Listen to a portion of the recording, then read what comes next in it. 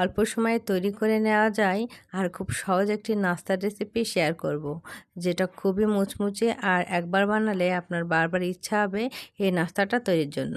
তো প্রথমে আমি এখানে একটি প্যানে তেল দিয়েছি আর তেলের পরে আমি দিয়ে দিলাম পেঁয়াজ কুচি। কিছুটা পেঁয়াজ কুচি দেওয়ার পরে আমি এখানে আদা আর রসুন বাটাটা দিয়েছি। আদা রসুন বাটা দেওয়ার পরে এখানে আমি মুরগির মাংস নিয়েছি কিছুটা, সেটা কিমা করে দিয়েছি। পরিমাণ মতো দিলাম হলুদ আর স্বাদ মতো লবণ দিলাম। দেওয়ার পর এখানে আমি শুকনো মরিচ গুঁড়া দিয়েছি আর সাথে দিয়ে দিলাম জিরা গুঁড়া। সব কিছু ভালোভাবে মিশিয়ে নিতে হবে।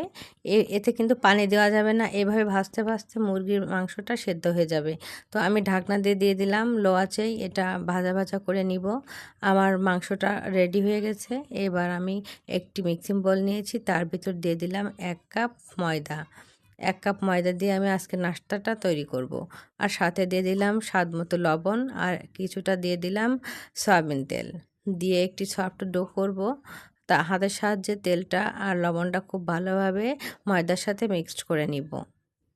এবার একটু উষ্ণ গরম পানি দিয়ে আমি ময়ানটা তৈরি করে নিব। সবসময় যদি খামিরে উষ্ণ গরম পানি ব্যবহার করেন তাহলে অনেকক্ষণ ধরে রেস্টে রাখার প্রয়োজন হবে না। তো আমি খামিরটা তৈরি করে 5 মিনিট রেস্টে দিয়েছিলাম। 5 মিনিট পরে আমি এটা থেকে ছোট ছোট লেচি আকার করে নিব। এভাবে সবগুলোই আমি ছোট ছোট করে লেচি আকার করে নিয়েছি। এবার খুব পাতলা একটা রুটি তৈরি করে নেব। অল্প অল্প টুকরা করে খুব পাতলা ছোট ছোট রুটি করে নিতে হবে। তো আমি সবগুলো এইভাবেই রুটি তৈরি করে নিয়েছি। আর এটা তৈরি করতে কিন্তু খুবই সহজ। হ্যাঁ, এবার একটি পাত্রে আমি কিছুটা ময়দা পানি দিয়ে গুলে নিয়েছি, এটা আটা হিসাবে কাজ করবে।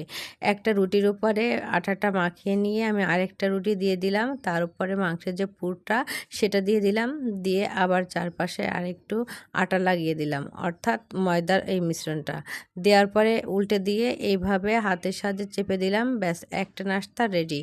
তো আবার আরেকটা আমি সেম প্রসেসিংয়ে করে দেখাচ্ছি। এভাবে দিয়ে একটা রুটির পর আরেকটা রুটি বসিয়ে আবার এখানে মাংসের পুরটা দিয়ে চারপাশে একটুখানি ময়দার মিশ্রণটা মাখিয়ে নিয়ে তারপর এভাবে উল্টে হাত দিয়ে চেপে দিলেই হয়ে যাবে।